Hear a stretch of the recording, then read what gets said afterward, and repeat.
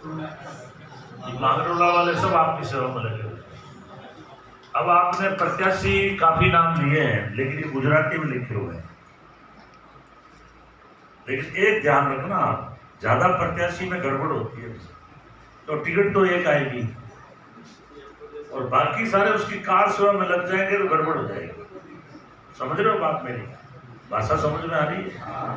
कई बार क्या होता है, टिकट तो एक को मिलती है और बाकी उम्मीदवार उसको डाउन करने में लग जाते हैं, तो गड़बड़ है। सारे उम्मीदवार एक तय रखना कि एक तो मजबूत आदमी को टिकट मिले। सब अपना अंकलन जानते हैं किसके पास कितना होगा, या मैं गलत कह रहा हूं? और जिसको भी हाथ का निशान मिल जाए हम सबको उसके साथ होगा। तो इतने हैं, सब हाथ खड़े करके समर्थन करो पहले और बोलो कांग्रेस पार्टी, कांग्रेस पार्टी, राहुल गांधी। ठीक है, ये तय हो गया। अब नाम में शब्द बोल नहीं सकता क्योंकि वो गुजराती में लिखे हुए हैं। दलपत सिंह जी जो हमारे साथ चल रहे हैं और जो संचालन कर रहे हैं, बहुत ही संजीदे व्यक्ति हैं। सबके नाम इज्जत और आबरू से ले रहे हैं, बड़ी खुशी हुई। क्या नाम? मांगा भाई, मांगा भाई। मैं भी आपके समाज का ही। जब संविधान बना उसमें SC और ST, अनुसूचित जाति और जनजाति, फर्क इतना ही है कि हम जिस विधानसभा में हैं वहाँ 15, 20, 25% होते हैं और जहाँ ST की सीट होती है वहाँ एक तरफा माहौल होता है, क्योंकि आपके वोट होते हैं कम से कम 50-60%। यही बात है, क्योंकि हमारा बांसवाड़ा, डूंगरपुर, राजस्थान के अंदर ये सारी आदिवासियों की सीटें हैं। तो वहां मैं जाता हूँ, डूंगरपुर गया मैं, एक तरफ ST के लोग, ये मूल निवासी, भारत के मूल निवासी लोग। वो दूसरी बात है कि हम गरीबी के कारण हम लोग जंगलों में रहते थे, इसलिए डॉक्टर अंबेडकर साहब ने जब कानून बनाया, संविधान बनाया, उन्होंने दो चीज का ध्यान रखा। एक तो उन्होंने कहा कि जब देश में आजादी मिल गई तो जो गरीब तबके के लोग हैं जो जंगलों में रह रहे हैं या बस्तियों में रह करके भी उनको दलित के नाम से जानते हैं, छूआछूत होती है। क्योंकि पूरे विश्व में एक ही देश है भारत, जहां इंसान के इंसान अगर टच हो जाता है तो अछूत हो जाता है। कई बार मंदिरों में भी झगड़े होते हैं, आप नहीं पाता हो। इस कारण से हजारों साल दूसरे लोग यहाँ के राज कर रहे। ये जो अंग्रेज थे आजादी से पहले 1680 में एक दुकान खोल के आए थे। जिस प्रकार अभी मेरे साथ सेठ जी चल रहे हैं राजस्थान के, कहाँ गए लोग? बाहर बैठ गए क्या? अपने उसमें थे ना, अभी मेरे साथ में निकल गए। क्या नाम था? सुनील जी, पाली के हैं, नेत्रंग वाले। लेकिन मुझे यहाँ आने के बाद पता लगा कि वो 400 साल पहले यहाँ गए और पाली के रहने वाले। उसी प्रकार अंग्रेज यहाँ व्यापार करने के लिए आए थे, लेकिन जब उन्होंने देखा कि भारत में अलग अलग जातियों के लोग हैं, आपस के अंदर मतभेद रखते हैं, उन्होंने फूट का फायदा उठा करके और यहाँ काबिज हो गए। 300 साल राज किया। हम सब अंग्रेजों के गुलाम थे, कोई कानून नहीं। महात्मा गांधी जी ने लड़ाई लड़ी, जो गुजरात में पैदा हुए, उन्होंने लड़ाई लड़ी 1942 के अंदर लास्ट आंदोलन था और महात्मा गांधी ने पूरे देश में नारा दिया, डू और डाई, करो या मरो। लेकिन अंग्रेज तो भारत छोड़ गए। अंग्रेज भारत छोड़ गए, देश आजाद हुआ। और जब संविधान बनाने की बात आई तो सब लोगों ने कहा कि डॉक्टर अंबेडकर, जो एक गरीब अनुसूचित जाति की झोंपड़ी में पैदा हुआ, लेकिन उसने पढ़ाई की अमेरिका में जाकर, बहुत बड़ी डिग्री दी, विश्व में 6 नंबर का विद्वान। आज भी वह मूर्ति लगी हुई है कोलंबिया यूनिवर्सिटी के आगे और उसके ऊपर लिखा हुआ है सिंबल ऑफ द नॉलेज, ज्ञान का प्रतीक, उसका नाम है डॉक्टर अंबेडकर। उसने संविधान दिया और उसने सबसे पहले ध्यान दिया कि महिला और पुरुष को बराबर का अधिकार। मैंने कहा आजादी से पहले महिलाओं की हालत बहुत खराब थी। आपको याद है इस देश में पहली महिलाओं की स्कूल किसने खोली? किसी को पता है? जितने बेटे हैं पता है आपको? किसने? सावित्रीबाई। सावित्रीबाई फुले। जात की क्या थी? माली। जो हमारे मुख्यमंत्री जी अभी राजस्थान के, अभी मैं पिछले गांव में भी मालियों से मिल के आया। क्या गांव का नाम था? बेड़ा में। वहां हमारे पाली के हमारी समाज के लोग, उनकी दुकान है। तो सावित्रीबाई महिला की प्रथम शिक्षिका, जो 7:30 जाती थी जब स्कूल जाती थी, धर्म के ठेकेदार उस पर पत्थर फेंकते थे, कीचड़ फेंकते, महिलाओं को बिगाड़ देगी। प्रथम शिक्षिका। और उसके हस्बैंड का क्या नाम था? ज्योतिबा फुले। उसने कहा इस देश में जात पात को मिटा दो, इंसान सब बराबर। तो उनको धर्म के ठेकेदारों ने उसके पिताजी के घर से निकलवा दिया। ज्योतिबा फुले ने जातिवाद का घोर विरोध किया और उसने कहा एक दिन तो ये गरीब लोग हैं, ये तूफान बन के आएंगे, आपको इज्जत देनी पड़ेगी। लोग मानते नहीं। उसने पहले अपनी पत्नी सावित्रीबाई को पढ़ाया और उन्होंने 1948 के अंदर प्रथम पुणे के अंदर स्कूल खोले, जिसके अंदर महिलाओं को पढ़ाने का काम चालू। मैं धन्यवाद देता हूं कि ये बालिकाएं पढ़ लिख कर क्या पहचान करती है कि सावित्रीबाई कौन थी। अखबारों में लिखा आता है साथी। आप लोग भी इतिहास भूल गए। आपके पूर्वज यहाँ के राजा महाराजा थे, युद्ध में आप हार गए तो आपको एसटी का दर्जा मिल गया, जंगल में बस गया। फिर भी मैं धन्यवाद देना चाहता हूं डॉक्टर अम्बेडकर को कि उन्होंने पूरे देश का सर्वे किया और ज्योतिबा फुले की बात मानी। उन्होंने बराबर का दर्जा दिलाया संविधान में, महिलाओं को भी बराबर का दर्जा दिलाया।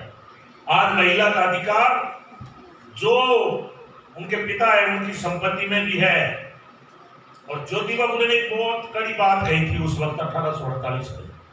उस बात को आप ध्यान से सुनना, लंबी बात मैं नहीं करूंगा। ज्योतिबा फुले ने कहा था शिक्षा के बिना मति नहीं, आपकी बुद्धि नहीं आएगी। मति के बिना नीति नहीं, नीति नहीं बना पाओगे। नीति के बिना गति नहीं। गति का मतलब मैं राजस्थान में आज यहाँ खड़ा हूं, ये गति होती।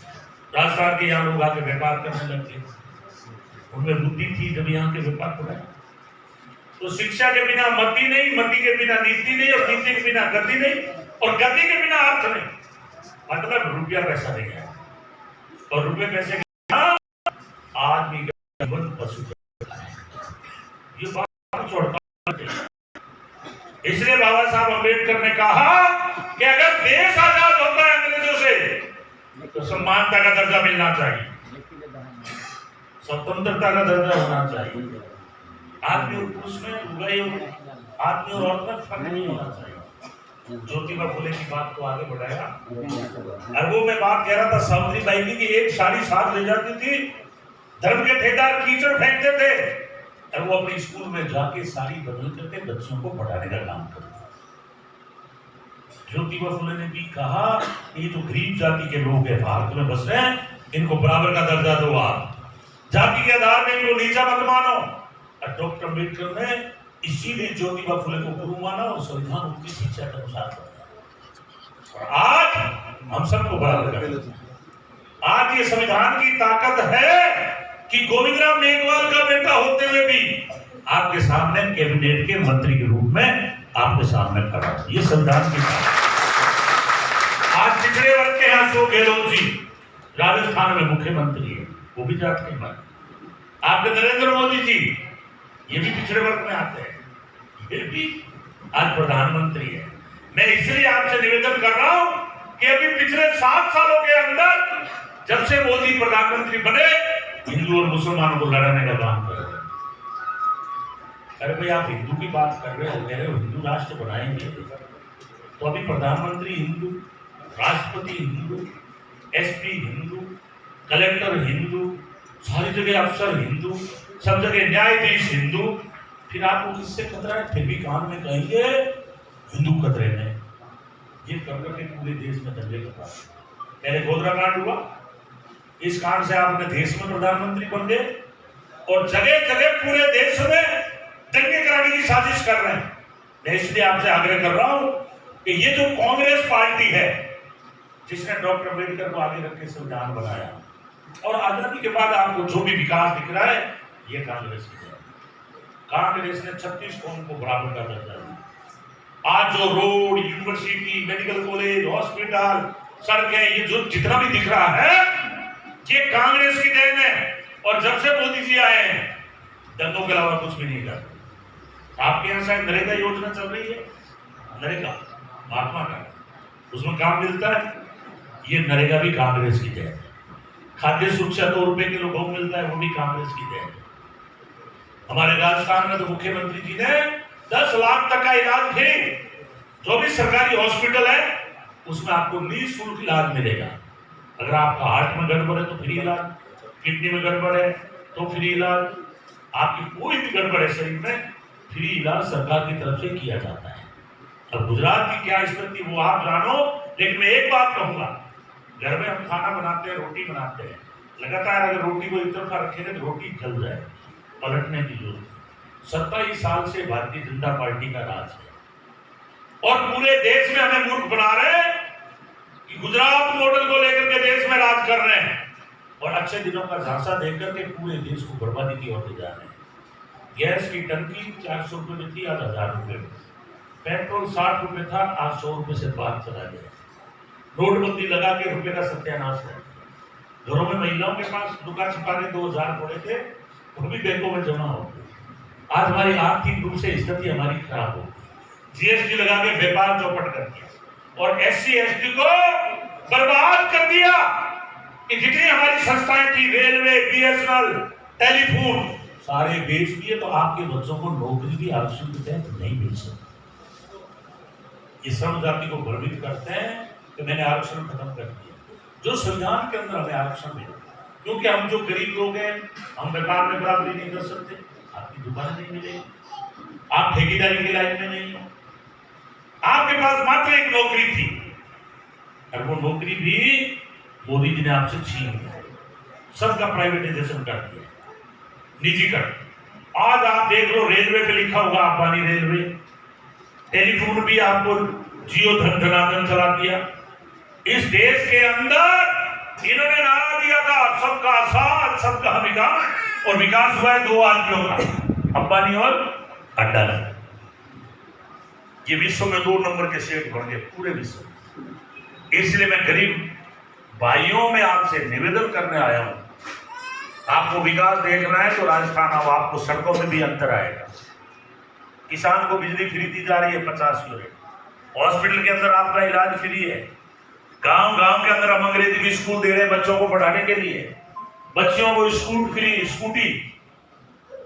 और बड़ी बात बताऊं कि हमारे मुख्यमंत्री जी ने बजट में घोषणा कर दी कि 1.25 करोड़ टेलीफोन महिलाओं को दिया जाएगा, ताकि वो महिला जो है पूरे देश भर की उसमें खबर पढ़ाई कर सके। स्कूल के अंदर बच्चों को कंप्लीट फ्री। इसलिए मैं आपसे आग्रह कर रहा हूं कि आप लोग इस सरकार को बदलो, क्योंकि आपने गुजरात में इनकी नींव लगाई थी भाजपा के लोगों की, और पूरे देश में नफरत बांट रहे। केरोसिन छिड़क करके, केरोसिन, क्योंकि गंदे आप विचार दोगे तो लोगों में दंगे होते हैं।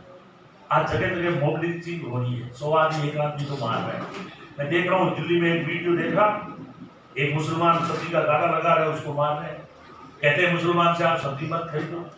जबकि देश की हालत यह है कि ये जो माइक है ये भी विदेश से आया है, ये मेरे चश्मा लगी हुई है ना, ये फ्रेम भी चाइना से आता है, आपके टाइल लगी हुई है ये भी चाइना से आ रही है। क्योंकि हमारे नौजवानों को व्हाट्सएप पे लगा दिया कि तुम एक दूसरे को गाली निकालो। गाली निकालने से विकास नहीं होता। आजादी से पहले हमारे मुल्क में ना स्कूल थी, ना सड़क थी, ना यूनिवर्सिटी थी, और उसके बाद जितना भी विकास है यह है कांग्रेस की देन। और जब से भारतीय जनता पार्टी आई है नफरत बांट रही है। इसलिए अब आपको तय करना है, अगर नफरत पैदा करनी है तो भाजपा को मजबूत करते रहो, और यदि आपके मन में है कि देश का वातावरण ठीक हो, हमारा प्रजातंत्र कायम रहे, हमारे वोट की कीमत रहे, हमारा संविधान जो बाबा साहब ने बनाया वो मजबूत रहे, तो फिर आपको बीजेपी को बदलना पड़ेगा। क्योंकि बीजेपी का तो एक ही एजेंडा है, कहीं गाय मार के डाल दो और कह दो मुसलमानों ने मार दी। और आज इस देश में जितनी गाय की दुर्गति है उतनी किसी पशु की नहीं। भेड़ और बकरी आपको नहीं मिलेगी आवारा, क्यों? उसके रीसेल वैल्यू है, उसका पैसा बढ़ता है। और गाय आवारा होती है, आए दिन एक्सीडेंट होते हैं। इसलिए मैं कह रहा हूं कि ये धर्म के नाम पर देश को बांट रहे हैं और धर्म की आग लगा के सत्ता में आके बैठ गए हैं। पूरे देश में महंगाई चरम सीमा पर है, 2 टाइम की रोटी की व्यवस्था गड़बड़ हो रही। इसलिए मेरे कमेरे वर्ग के लोगों, आप जंगल में रह के मजदूरी मेहनत करके कमा के खाने वाले लोग हो, लेकिन 70 साल बाद भी जो कमेरे वर्ग में जो क्रांति आनी चाहिए थी, जो आर्थिक रूप से संपन्नता आनी चाहिए थी, वो नहीं आई। मुझे कहने की जरूरत नहीं। आज एसटी वर्ग के लोग, आप जाओ बाजार में, कितनी दुकानें हैं एसटी वर्ग की, कितने ठेकेदार हैं, कितने कृषि मंडी में दुकानें हैं, कितनी हमारी दुकानें बड़े बाजार के अंदर, जितने भी बड़े मार्केट हैं, हमारी गरीब जातियों की दुकानें नहीं मिली। अगर गरीब कोई ढाबा भी लगा लेगा रोटी का, तो जाति देख करके वो रोटी भी नहीं खाए, उसको छुपानी पड़ती। गुजरात की तो हालत ये है। और यहाँ अगर इनके विरुद्ध में कोई आवाज उठाता है तो उनके ऊपर मुकदमे ठोकते हैं। अभी मुझे वो सेठ भी कह रहे कि मेरे को उठा दिया, बताओ इतना बड़ा सेठ, करोड़पति, अपनी मेहनत कर रहा है, मजदूरी कर रहा है, लेकिन इसलिए जेल में डाल दिया कि वो कांग्रेस की बात कर रहे हैं। ये संदीप भाई शुगर मिल के अध्यक्ष रहे, इनके फर्जी मुकदमा डाल दिया, जेल में मैं भी रहा हूं। इसलिए साथियों, अगर आप आंदोलनकारी बनोगे, अन्याय के विरुद्ध लड़ोगे, जेल जाना पड़े तो पड़े, लेकिन आपको नारा दे दो, पहले लड़े थे गोरों से, अब लड़ेंगे शोरों से। अंग्रेज जाते जाते लोगों को जेल में डालते थे, मुकदमे ठोकते थे, हत्याएं करवाते थे, लेकिन आजादी की लड़ाई लड़ी गई और आखिर में हमारी जीत हुई। 1947 में देश आजाद हुआ और 1948 में महात्मा गांधी जी को गोली किसने मारी? नाथूराम गोडसे। नाथूराम गोडसे कौन था? इन्हीं का था आरएसएस। ये जो आप पैंट पहन के चलते हैं ना बीजेपी वाले और नारा लगाते हैं, आपने सुना होगा पार्लियामेंट में, वो जो प्रज्ञा ठाकुर है उसने नारा दिया वहां, नाथूराम गोडसे जिंदाबाद। अब आपको तय करना है कि एक तो विचारधारा है नाथूराम गोडसे की, जिनके नेता है मोदी और अमित शाह, और एक तरफ नेता है राहुल गांधी और सोनिया गांधी, जिनके नेता थे महात्मा गांधी, जिनके नेता थे सुभाष चंद्र बोस, जिनके नेता थे भगत सिंह, जिनके नेता थे पंडित जवाहरलाल नेहरू, जिनके साथ में थे डॉक्टर अंबेडकर, जिनके नेता थे सरदार वल्लभ भाई पटेल। उन्होंने देश में आजादी की लड़ाई लड़ी, देश को आजादी मिली और हम सबको एक वोट का अधिकार। आज चाहे देश का प्रधानमंत्री हो, चाहे मुख्यमंत्री हो, चाहे गरीब से गरीब एक आदिवासी हो, सबको एक वोट का अधिकार है। इसलिए डॉक्टर अंबेडकर ने कहा है, जो बंदूक की गोली में ताकत नहीं है वो आपके वोट करता है, एक वोट से सरकार जीतती है। इसलिए मित्रों, आप अपने वोट की कीमत समझ लो, ये अनमोल चीज है और वो चुनाव में पता लगता है। अगर हमारा गरीब का वोट एक दारू की थैली में जाएगा तो फिर हमारी कीमत नहीं होगी। ये अनमोल चीज है। याद है अटल बिहारी की एक वोट से सरकार मिलती है, एक वोट ज्यादा मिलता है वो सरपंच, एक वोट कम मिलता है वो हार गया। इसलिए हमने भी हार देखी। इसलिए हार तो ये फूलों वाले अच्छे लगते हैं, बाकी हम ताश के पत्ते खेलते हैं उसमें भी हार लगते हैं तो आधी घंटा दिमाग खराब रहता है। इसलिए मैं आदिवासी, मेरा समाज है, मैं एसटी में हूँ, आप एसटी में। जंगल में रहने वालों को एसटी दिया गया और शहर में जो दलित रहता था, अछूत कहते थे, उस समाज से मैं हूँ। मेघवाल राजस्थान में बहुत बड़ा समाज है। इसलिए मैंने विधानसभा में भी बात उठाई कि छुआछूत जैसी बीमारी विश्व में कहीं नहीं मिलेगी, ये मात्र भारत में है। ये पशु को तो भगवान मानते हैं और आदमी के हाथ तक लगाते हुए अछूत हो जाते हैं। तो एक पंडित जी थे, बच्चा किसी अछूत की रोटी खाई है, बच्चे को पीटने लगते। बच्चा पढ़ा लिखा था कि तूने अछूत के घर रोटी कैसे खाई? तो उस बच्चे ने बड़ा तगड़ा जवाब दिया। बच्चे ने कहा, पिताजी मैंने तो एक बार रोटी खा ली तो मैं अछूत बन गया। अछूत आए दिन हमारे घर से खा करके ये उच्च जाति की क्यों नहीं बने, मुझे ये बात समझा। बात समझ में आई ना कि भाई एक अछूत के हाथ लगा दिया तो आप अछूत हो गए, और वो बेचारे हमारी सेवा करने आए थे, रोटी हमारे खा रहे, तो फिर उनको बराबरी का दर्जा क्यों नहीं? इसीलिए डॉक्टर अम्बेडकर ने बहुत धर्म से क्योंकि जाति का जय हमारे देश में जबरदस्त है। इसलिए मेरे आदिवासी भाइयों, आप क्रांतिकारी हो, लड़ाके हैं, मजबूत हैं, जंगलों में आपका कब्जा है और लड़ाकू लोग हो, आप बलिदान देने से भी घबराते नहीं हो, ये मैं जानता हूं। इसलिए मैं आपसे आग्रह करने के लिए आया हूं कि जिस तरह से अंग्रेजों से लड़े थे उसी तरह से इस बीजेपी और आरएसएस से आपको लड़ाई मारनी पड़ेगी। वैसे तो यहाँ का जो विधायक बने वो बीजेपी के हैं और कांग्रेस के सहयोग से हैं, पर हमारे कार्यकर्ताओं में कुछ नाराजगियां हैं, वो बात हम पार्टी के सामने रखेंगे। लेकिन मैं एक बात कहना चाहता हूं कि हम ज्यादा उम्मीदवार बने तो नुकसान भी हो जाता है, अन्यथा एक टिकट आए सब उसके साथ लग जाए। मैं ये जरूर पार्टी को कहूंगा कि सर्वे करवा करके ऐसे व्यक्ति को टिकट दो जिसको जनता चाहती है, और वो जो समझौते के संबंध में है ये निर्णय देखो ऊपर का है, हम आपकी भावना जो है वो हम ऊपर तक पहुंचा देंगे। लेकिन मैं आपसे एक ही बात कह रहा हूं कि संविधान के अंदर आपको सब तरह का अधिकार है। मैं विशेष मेरी माँ और बहनों से कहना चाहता हूं कि आप अपने बच्चों को पढ़ाएं। आपके घर में अम्बेडकर पैदा हो सकता है, आपके पेट में कोख में बहुत बड़ा नेता पैदा हो सकता है, लेकिन वो एक ही शर्त पे होगा कि जब आप उसको स्कूल भेजने का काम करोगे। अनपढ़ आदमी कभी कलेक्टर नहीं बन सकता, अनपढ़ आदमी कभी एसपी नहीं बन सकता, और जिस दिन आपके घर में कलेक्टर पैदा हो गया पूरा गांव आपको सम्मान करेगा। आदमी तो मजबूर कमाने चला जाता है, मजदूरी पे चला जाता है, पर आप भूखे पेट में भी रहकर अपने बच्चों को पढ़ाएं, क्योंकि जो शिक्षा है ये शेरनी का दूध है, इसको पिएगा वो शेर की तरह धारेगा, इतना दम होता है। आप तलवार की जरूरत नहीं है, कलम में दम होता है।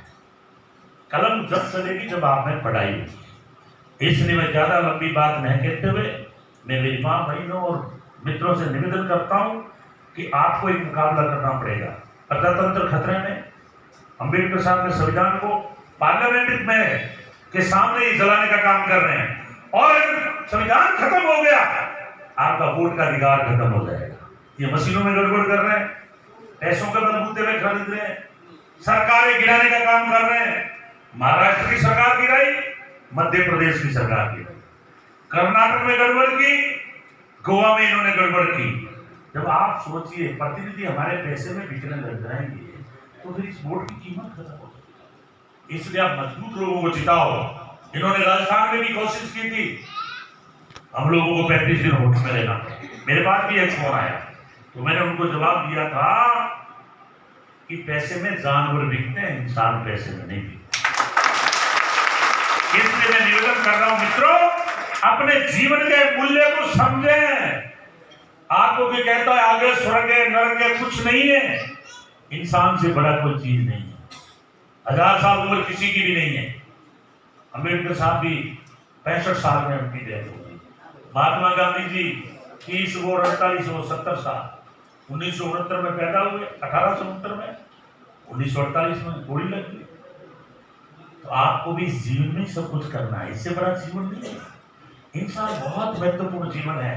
इसलिए कबीर ने एक बात कही है, पत्थर पूजे हर मिले तो मैं पूजू पहाड़, उससे तो आटे की चकी भली पीस खाए संसार। आपको लोग अगले नरक सर दिखाने के लिए बहुत तरह झूठ बोलते हैं, झांसे देते हैं, उनके चक्कर में मत पड़ो। शिक्षित बनो, पढ़ो और संगठित रहो। ये संगठन है। अगर आप 200 आदमी तय कर लोगे, यहाँ का विधायक मर जाए उसको बना सकते हो, और संगठित रह के संघर्ष करो। आपको पता है दिल्ली को घेर दिया था किसानों ने, क्योंकि कृषि कानून लिया है मोदी जी। पहले नोटबंदी लगा के अर्थव्यवस्था बिगाड़ी, फिर जीएसटी लगा के व्यापार चौपट किया, फिर ये कृषि कानून लाए। अगर वो कृषि कानून लागू हो जाता तो आपकी जमीन पर अधिकार खत्म हो जाता, जमीन आपकी अडानी और अंबानी के पास चली जाती। 700 किसान शहीद हो गए दिल्ली की सीमा पर, और 378 दिन बैठे रहे। एक साल में कितने दिन होते हैं? 365। 378 दिन धरने पे बैठे रहे। आप आखिर में तानाशाह मोदी जी को आना पड़ा और माफी मांगनी पड़ी कि मेरी किसान भाइयों गलती हो गई, मैं कानून वापस लेता हूं। उन्होंने कानून वापस लिया, अन्यथा आगे अपनी जमीनें हाथ में नहीं रहे। इसलिए मैं आपसे आग्रह करने आया हूं कि समय बहुत गड़बड़ है। ये तानाशाह बन के हिटलर की तरह राज करना चाहते हैं, और अगर हिटलर यहां बन गए तो फिर आपके वोट की कीमत खत्म हो जाएगी।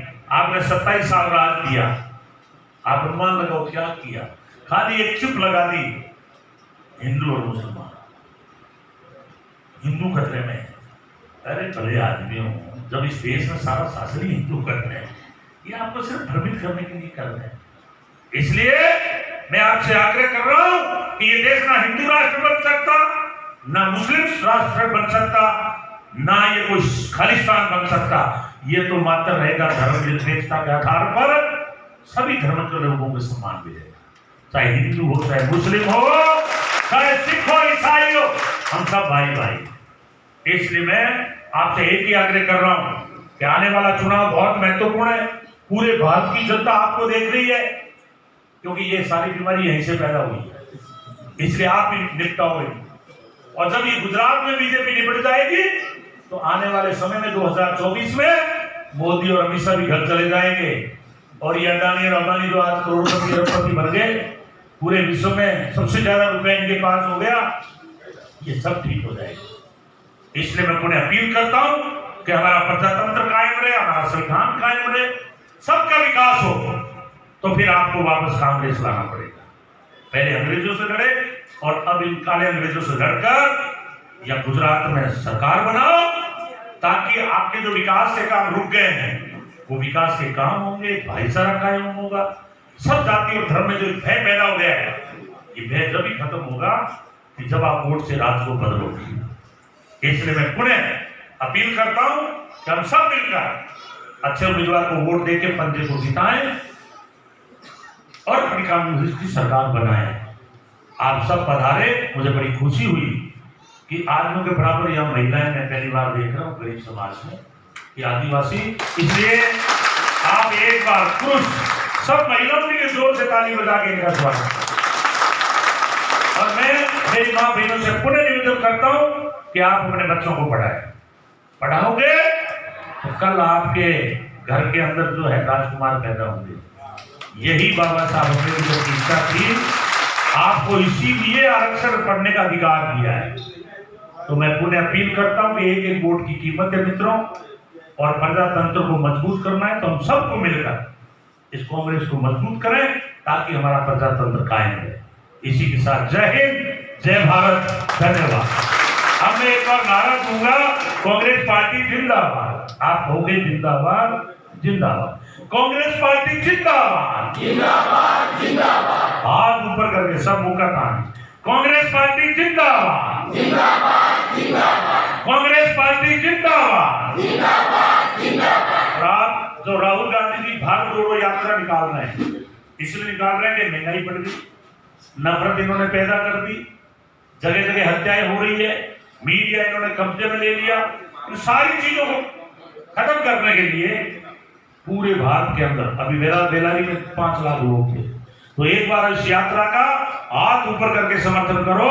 भारत माता की जय, कांग्रेस पार्टी जिंदाबाद, राहुल गांधी जिंदाबाद, जिंदाबाद, जिंदाबाद, हमारी एकता जिंदाबाद, जिंदाबाद, जिंदाबाद। जोर जुड़ल की टक्कर में संघर्ष हमारा, जोर जुड़ल की टक्कर में संघर्ष हमारा, जो हमसे टकराएगा बहुत बहुत धन्यवाद।